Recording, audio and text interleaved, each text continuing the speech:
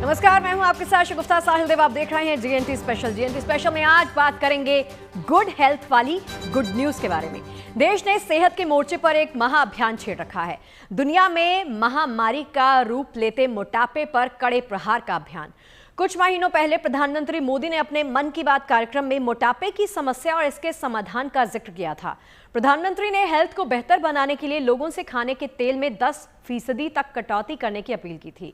PM Modi की appeal पर फसाई यानी food safety and standards authority of India action में आ चुका है। हमारे देश में फसाई खाने की क्वालिटी के पहरेदार के तौर पर काम करता है। फसाई ही खाद्य सुरक्षा और मानकों के नियम भी तय करता है। अब फसाई ने राज्यों को तेल और चीनी की खपत घटाने के निर्देश दे दिए हैं। इस कदम को देश में मोटापा घटाने के महाअभियान की शुरुआत के तौर पर देखा जा रहा है।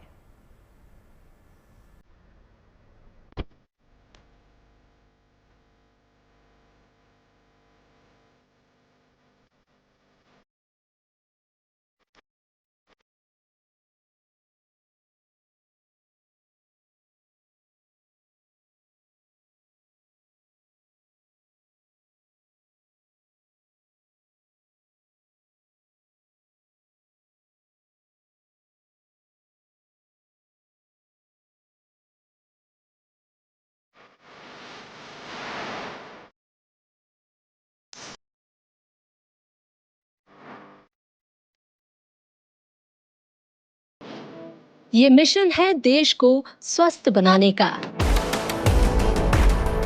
ये अभियान है भारत से मोटापा भगाने का। ये संकल्प है फैट टू फिट तक जाने का। ये खुद से वादा है भारत को हेल्दी बनाने का। अब वक्त आ गया है खुद से किए इस वादे को निभाने का। मोटापे पर सर्जिकल स्ट्राइक करने के इरादे से देश में मोटापा भारत छोड़ो अभियान शुरू हो चुका है। मोटापे पर प्रहार का सीधा मतलब है बीमारियों की जड़ पर वार। मोटापे से बचने का सीधा मतलब है कई बीमारियों को दूर रखना और भारत के प्रधानमंत्री खुद इस मिशन के अगुवा बने हैं। दरअसल गलत खान पान और लाइफस्टाइल की वजह से लोगों में मोटापा तेजी से बढ़ रहा है। पीएम मोदी ने इसी 23 फरवरी को मन की बात के 119वें एपिसोड में हेल्थ का जिक्र करते हुए मोटापे पर प्रहार का आह्वान किया था।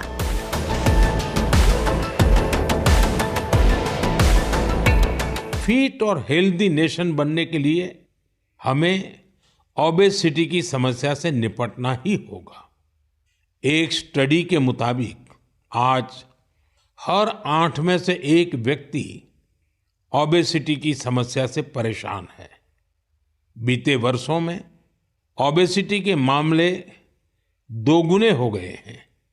लेकिन इससे भी ज्यादा चिंता की बात यह है कि बच्चों में भी मोटापे की समस्या 4 गुना बढ़ गई है। प्रधानमंत्री ने लोगों से मोटापा कम करने और लाइफस्टाइल को बेहतर बनाने की अपील करते हुए खाने के तेल में 10% तक कटौती करने की बात कही थी। हम सब मिलकर छोटे छोटे प्रयासों से इस चुनौती से निपट सकते हैं। जैसे एक तरीका मैंने सुझाया था, खाने के तेल में 10% की कमी करना। आप तय कर लीजिए कि हर महीने 10% कम तेल उपयोग करेंगे। आप तय कर सकते हैं कि जो तेल खाने के लिए खरीदा जाता है, खरीदते समय ही अब 10% कम ही खरीदेंगे। ये ओबेसिटी कम करने की दिशा में एक अहम कदम होगा। पीएम मोदी की अपील पर food safety and standard authority of India यानी FSSAI अब एक्शन मोड में आ गया है। FSSAI ने राज्यों को मोटापा रोकने और तेल चीनी की खपत घटाने के निर्देश जारी किए हैं। FSSAI ने 47वीं केंद्रीय सलाहकार समिति यानी CAC की बैठक में सभी राज्यों और केंद्र शासित प्रदेशों से अपील की है कि वो मोटापे से जुड़ी स्वास्थ्य समस्याओं को गंभीरता से लें और इसके समाधान के लिए व्यापक उपाय करें। राज्यों से कहा गया है कि वे जागरूकता अभियान चलाएं और लोगों को संतुलित आहार और कम वसा वाले खाद्य पदार्थों के सेवन के लिए प्रेरित करें। लोगों को खास तौर पर ये संदेश दिया जाए कि तेल का इस्तेमाल 10% तक कम किया जाए, जिससे न केवल मोटापे पर रोक लगाने में मदद मिले बल्कि हृदय संबंधित रोगों का खतरा भी कम हो। CAC की बैठक में स्कूलों में शुगर बोर्ड लगाने की CBSE की पहल पर भी चर्चा हुई। स्कूल में बोर्डों के जरिए बच्चों और उनके अभिभावकों को ये बताया जाए कि ज्यादा चीनी वाले खाद्य पदार्थ उनके स्वास्थ्य पर क्या असर डाल सकते हैं। इसका मकसद बच्चों में चीनी के सेवन को लेकर जागरूकता बढ़ाना है। FSSAI ने राज्यों से अनुरोध किया है कि वे इस पहल को हर स्कूल में लागू करवाएं ताकि बच्चों को छोटी उम्र से ही स्वस्थ आदत अपनाने की प्रेरणा मिले। तला भुना खाना किसको पसंद नहीं है। जब आप अपने घर से निकलते हैं तो हमेशा जायके की तलाश में होती है। घर में हो या घर से बाहर हो, कोशिश करते हैं कि पूरी मिल जाए, कचौरियाँ मिल जाएं, तली भुनी चीज़ें मिल जाएं। लेकिन आपको पता है कि इसके हैज़र्ड क्या क्या हैं, इसके नुकसान क्या क्या हैं और खासकर आपके स्वास्थ्य पर क्या इसका क्या असर पड़ता है। और इसी प्रतिकूल प्रभाव को देखते हुए प्रधानमंत्री को खुद अपील करना पड़ा लोगों से कि अपने खाने में, अपने घर में जो खाने का तेल है, जो खाद्य तेल है, उसके इस्तेमाल में 10% कटौती करें। अब इसी को आगे देखते हुए तमाम संस्थाएं आगे आ रही हैं और FSSAI ने भी लोगों से, राज्यों से और केंद्र शासित प्रदेशों से कहा है कि वो भी जागरूकता फैलाएं। जहां भी इस्तेमाल हो रहा है, चाहे घर हो, ढाबे हो, दुकान हो, कोशिश करें कि हम खाने में जो खाद्य का तेल है उसको कम करें, 10% कम से कम करें। मोटापे से बचें, कोलेस्ट्रॉल से बचें और इस तरह के दूसरे जितने भी कुप्रभाव स्वास्थ्य पर होते हैं उनसे बचें। FSSAI की इस बैठक में ईट राइट इंडिया अभियान को सफल बनाने पर जोर दिया गया। बता दें कि ईट राइट इंडिया अभियान का उद्देश्य लोगों को स्वच्छ, पोषण युक्त और सुरक्षित भोजन के प्रति जागरूक करना है। इस अभियान का दूरगामी उद्देश्य सही खाने के जरिए लोगों को ओवरऑल हेल्थ को बेहतर बनाना है। लेकिन ईट राइट इंडिया जैसी पहल तभी सफल हो सकती है जब सारा देश इसमें साथ आए। सभी राज्यों और केंद्र शासित प्रदेशों की सरकारें और प्रशासन उसमें सक्रिय भूमिका निभाए।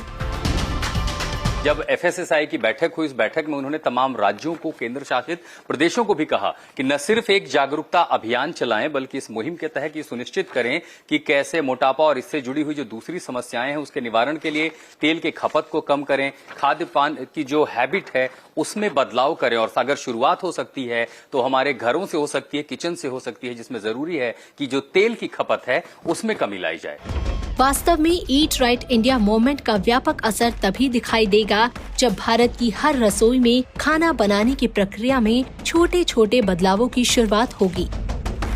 लेकिन फिलहाल अच्छी खबर ये है कि देश के कई हिस्सों में होटल और रेस्टोरेंट व्यवसायियों ने ईट राइट इंडिया अभियान में अपने हिस्से की जिम्मेदारी निभाने की शुरुआत कर दी है। मसलन देहरादून के कई मिठाई और फरसान दुकानदारों ने अपने पकवानों में चीनी के इस्तेमाल में कमी कर स्वास्थ्य के प्रति जागरूकता फैलाने की पहल शुरू कर दी है। वास्तव में बढ़ती बीमारियों और बदलती जीवन शैली को देखते हुए अब समय आ गया है कि पारंपरिक मिठाइयों को एक नया हेल्दी रूप दिया जाए। इस अभियान के तहत कई दुकानों ने अपने उत्पादों में चीनी की जगह गुड़ का इस्तेमाल शुरू कर दिया है। फिट इंडिया मूवमेंट है, पहले तो हम भी खुद ही फिट है, तो हमने भी अपने ऊपर भी जागरूकता का काम करते हुए एंड इस मूवमेंट को देखते हुए जो हमारे प्रधानमंत्री जी ने, नरेंद्र मोदी जी ने एक पहल रखी है। हम अपनी बेकरी से शुरुआत करते हुए हमने जो बड़ा मैदे बनता था उसको हम मल्टीग्रेन मिलेट्स पे, ओट्स पे शिफ्ट आउट हुए हैं। जो चीनी की मात्रा के ऊपर जो बात होती है उसमें हम डेट्स के साथ सब्स्टिट्यूट किया है और डेट्स हो गया, उसको छोड़ के गुड़ का उपयोग हो रहा है। एंड एक पेस्ट्री का जहाँ तक हम बात करते हैं तो जो बेस्ड अगेन उसको भी मिलेट्स पे, मल्टीग्रेन पे, आटा पे शिफ्ट आउट किया है। लेकिन वहीं हरिद्वार के होटल कारोबारियों का कहना है कि पीएम की अपील बहुत अच्छी है, लेकिन देश के लोग अब तक स्वास्थ्य पर स्वाद को तरजीह देते आए हैं। वास्तव में वो ये भी जानते हैं कि कम तेल और मसाले का खाना दें। लेकिन इसके लिए लोगों को जागरूक करना होगा, तभी सही मायने में बदलाव लाया जा सकता है। प्रधानमंत्री जी द्वारा जो ये एक आम जनता के लिए ये अपील की गई और उस पर कानून भी बनाने का काम किया गया है, ये बहुत ही प्रशंसनीय और बहुत ही उत्तम है, क्योंकि आम जन मानस जब चीनी, घी, तेल कम, नमक लेगा तो ऑटोमेटिकली वो स्वस्थ रहेगा। भैया मैं कहूँगा हरिद्वार एक ऐसा प्रदेश है जहाँ की विभिन्न तरीके के विभिन्न राज्यों से पर्यटन लोग आते हैं, सारे के सारे। कोई गुजराती हैं, बंगाली हैं, अलग सबका अलग अलग स्वाद है, लेकिन कोशिश करके हमारी की कोशिश यही रहती है कम से कम तेल दिया जाए, कम से कम मसाले दिए जाए। लेकिन कस्टमर जब मांग करता है तब ही हम उनको बढ़ाते हैं, अदरवाइज कभी भी हम लोग कोशिश नहीं करते कि ज़्यादा दिया जाए। हम लोग चाहते हैं कस्टमर स्वस्थ रहे, सब बढ़िया रहे। वर्ल्ड हेल्थ ऑर्गेनाइजेशन के मुताबिक मोटापा दुनिया में महामारी बन चुका है और ये तेजी से बढ़ रहा है। दुनिया में हर 8वां इंसान मोटापे की समस्या से जूझ रहा है। मोटापा कार्डियोवास्कुलर बीमारियों और कैंसर जैसे कई गंभीर रोगों का कारण बन रहा है। दुनिया के दूसरे देशों की तरह भारत में भी मोटापा तेजी से बढ़ रहा है। जाहिर है पीएम मोदी की अपील पर मोटापे के खिलाफ देश में चलाए जा रहे ये अभियान समय की बड़ी जरूरत है, ताकि मोटापे की महामारी को बढ़ने से रोका जा सके और आने वाले समय में एक स्वस्थ भारत का निर्माण हो सके। देहरादून से अंकित शर्मा और हरिद्वार से मुदित अग्रवाल के साथ bureau report, good news today.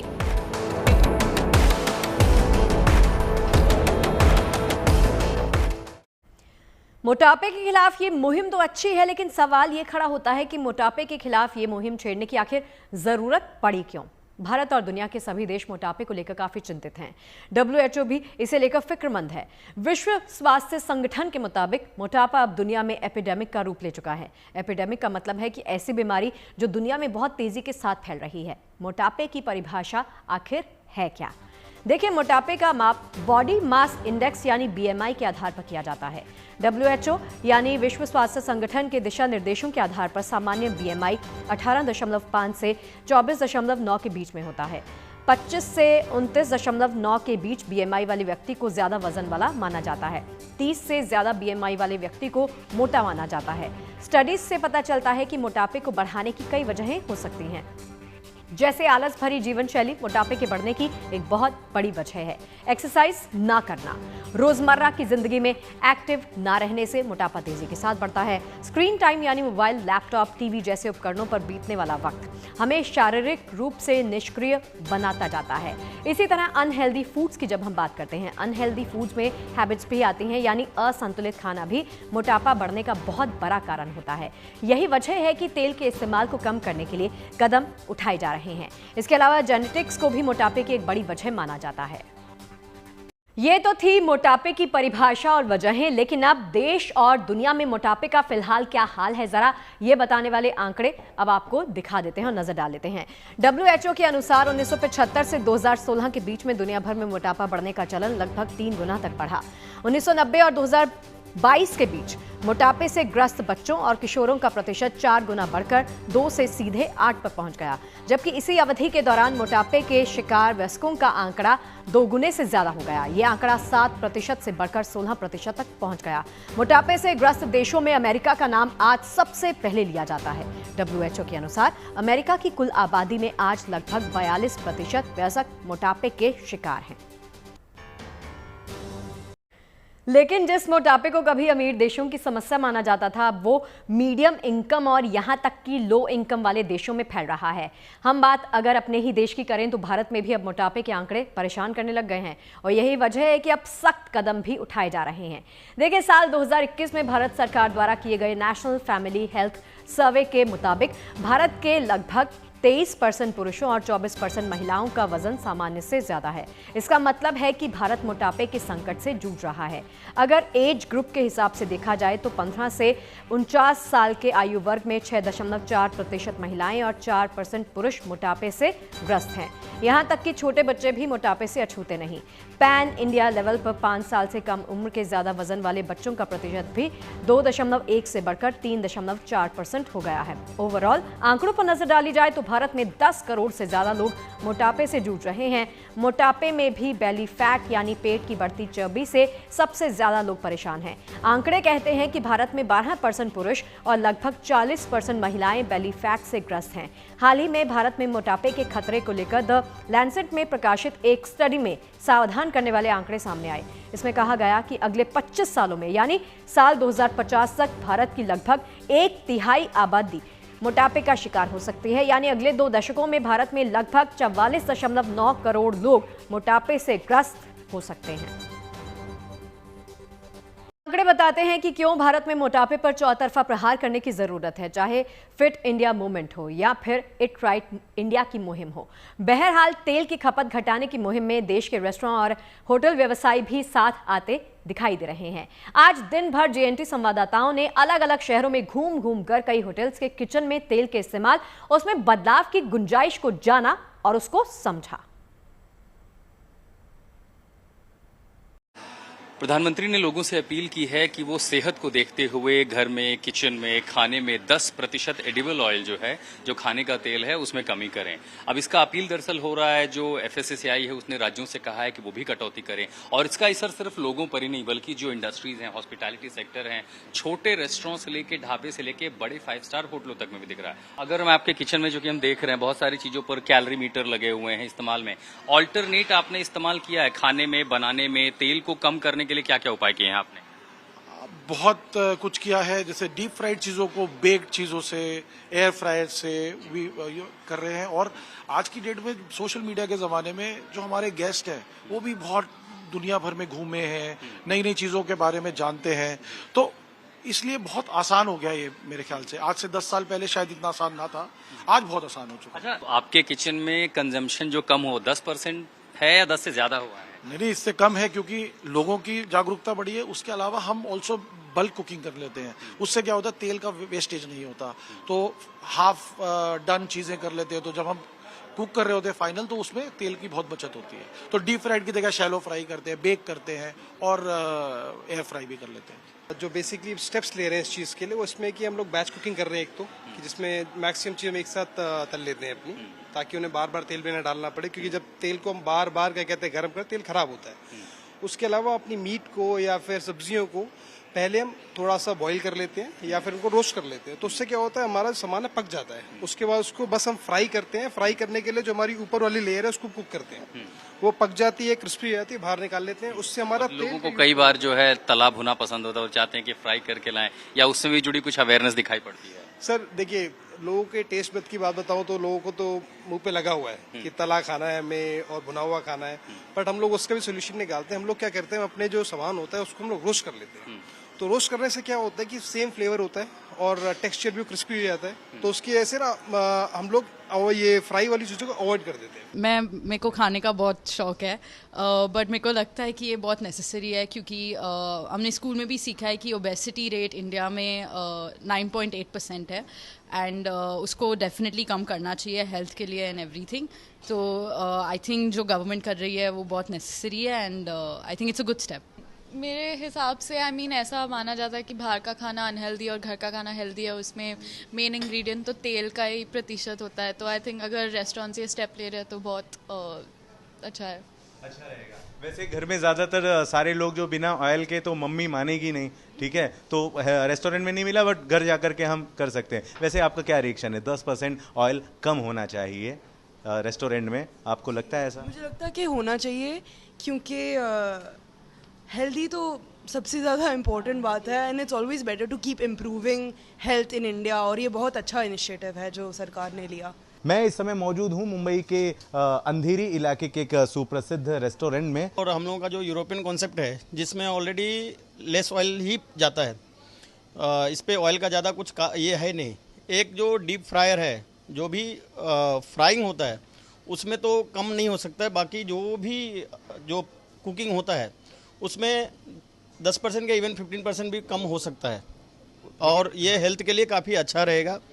कोई भी रेस्टोरेंट्स अगर मुंबई बेस्ड में चल रहे हैं तो वो FSSAI के मार्गदर्शन के अनुसार चल रहे हैं और हर बार FSSAI ने कुछ ना कुछ लाया है, हमने उसका इम्प्लीमेंट किया है, स्वागत किया। और ये जो मुहिम उन्होंने चलाया है कि ऑयल कम करें, वो मोटापा नहीं कोलेस्ट्रॉल भी कम होगा। ठीक है, ये अच्छा है। कोशिश 10% की है, लेकिन हम कोशिश ये करेंगे कि मल्टीपल कितना कर सकें, कितना अच्छा ला सकें। तो शेफ़ आप मुझे बताइए कि हेल्दी फूड कैसे सर्व कर रहे हैं आप? अभी हेल्दी फूड के लिए हम एक मेनू लॉन्च किया है जो फिट मील, जो जिसमें उसमें less oil, no cream, no butter. अभी जैसे हमारा एक मील बनवाया जिसमें इसमें जो वेजिटेबल्स है ये सारे स्टीम वेजिटेबल्स है और पनीर ग्रिल किया है और राइस है, steam rice and Caesar salad. Caesar salad में no mayonnaise, no cream, only parmesan cheese and lettuce. ऐसी क्या टेक्निक्स यूज़ कर रहे हैं या फिर ऐसी क्या चीज़ें आप इस्तेमाल कर रहे हैं जिससे ऑयल का कंजम्पशन कम हो फिर भी वो स्वाद में उतना ही अच्छा खाना बने? देखो, तेल डालने, ऑयल डालने से तो खाने का जो टेस्ट बढ़ेगा, ये तो कोई बात है ही नहीं है। तो हमारा यहाँ पे जो मेनू है इसमें भी हमारा कुछ फूड है जिसमें नो ऑयल है, जो हम ऑयल बिल्कुल यूज़ नहीं करता है। और क्रीम है जो हमारा जैसे इटालियन फूड है, जैसे क्रीम सॉस पास्ता है, बस उसी में ही हम क्रीम यूज़ करते हैं, नहीं तो बाकी फूड में हमारा क्रीम उतना यूज़ नहीं है और बटर का कंजम्पशन हमारा उतना है नहीं है। ये तो थी बात कमर्शियल किचन की, लेकिन सबसे बड़ा बदलाव तभी आएगा जब आप और हम घर की रसोई में तेल के इस्तेमाल में कटौती करने लग जाएंगे। भारतीय कुकिंग में आमतौर पर तेल ज़्यादा इस्तेमाल किया जाता है। क्या भारत की रसोई में बेसिक कुकिंग के लिए तेल के अलावा भी कोई ऑप्शन मौजूद है? इसका जवाब है हाँ। आज न्यूट्रिशनिस्ट से जानिए कि तेल की जगह वाटर बेस्ड कुकिंग किस तरह से की जा सकती है। चीज़ बहुत ज़्यादा ट्रेंड में आ गई है, एक चीज़ हम बहुत ज़्यादा वायरल दिख रहे हैं, इंटरनेट पे हर जगह है। अगर आप कोई भी कुकिंग शोज या कुकिंग वीडियोस भी देखते हैं तो हम देखते हैं कि वाटर बेस्ड कुकिंग या ज़ीरो ऑयल कुकिंग ना बड़ी ट्रेंडी हो गई है कि लोग खाने में सब्जियां भून रहे हैं और उसके बाद में उसको प्रॉपर तरीके से कुक कर रहे हैं। तो वो कंसेप्ट कितना सही है, कितना गलत है? क्या उससे प्रॉपर खाना पक जाता है? इसमें क्या होता है, बेसिकली कैलोरीज कम हो जाती हैं आपकी, और ज़ीरो ऑयल के अंदर यदि आप खाना बनाते हैं तो वो आपके हार्ट के लिए भी अच्छा रहता है। अच्छा, उसमें हम क्या कर सकते हैं, हम टोमेटो की ग्रेवी ले लें या कर्ड का ग्रेवी यूज़ किया जा सकता है, तो जिसमें कि आपको ऑयल्स कम डालने पड़े। दूसरा, ऐसी चीज़ें जिसमें कि गुड फैट्स हैं, जैसे कोकोनट है या खसखस है या तिल है या कुछ हर्ब्स और स्पाइसेस हैं जैसे कि तेज पत्ता है, इनके खुद के ऑयल्स इसमें, एरोमा ऑयल्स इसमें हैं। सो ये चीज़ें यदि हम खाने के अंदर यूज़ करते हैं, जो कि हमारे आयुर्वेद में पहले से ही हैं, मतलब मौजूद हैं और इनकी गुणवत्ता बहुत अच्छी है, जैसे कि नारियल को हम यूज़ करें अपने खाने के अंदर तो खाने की गुणवत्ता तो बढ़ी जाएगी, उसके साथ ही साथ उसका टेस्ट भी डेवलप होता है, उसका एक अपना एरोमा भी होता है और उसके अंदर ऑयल भी है। सो इंस्टेड ऑफ कि हम कुकिंग ऑयल्स को यूज़ करें, हम इन चीज़ों को उसके अंदर यूज़ कर सकते हैं। तो वो देखा जाए तो वो देखने में ज़ीरो ऑयल जैसे हो जाएंगे, लेकिन एरोमा और टेस्ट वाइज, क्योंकि हम बेसिकली फैट्स को थोड़ा सा टेस्ट से भी जोड़ते हैं। हम घी क्यों डालते हैं खाने में कि आपको मतलब एक एरोमा उसका अच्छा होता है तो खाने में टेस्ट भी अच्छा है, दिखने में भी अच्छा लगे। तो हम इन चीज़ों को भी उसके अंदर यूज़ कर सकते हैं। कुछ अच्छे सीड्स हैं जैसे कि सनफ्लावर हो गया, मस्टर्ड, मतलब ये वाले सीड्स हो गए, आपके पम्पकिन सीड्स हो गया या वाटरमेलन सीड्स हो गए। इन सीड्स को भी आप अपने खाने के अंदर यूज़ करते हैं तो वो खाने के अंदर क्रंचीनेस भी रहता है। इवन अखरोट को भी आप अपने खाने के अंदर यूज़ करें, लौंग को यूज़ करें। सो इन सब चीज़ों को यूज़ करते हैं तो ये आपके ज़ीरो कुकिंग, मतलब ज़ीरो ऑयल कुकिंग को भी वो कर सकते हैं। आपके हेल्थ के लिए मसाले भी अच्छे हैं, आपके खाने को अच्छा, जैसे कहना चाहिए, एरोमा भी अच्छा देंगे, टेस्ट भी डेवलप करेंगे। और सबसे इंपॉर्टेंट चीज़ है हर्ब्स और स्पाइसेस की, कि आपके लिए डाइजेशन पॉइंट ऑफ व्यू से भी काफ़ी अच्छे रहेंगे।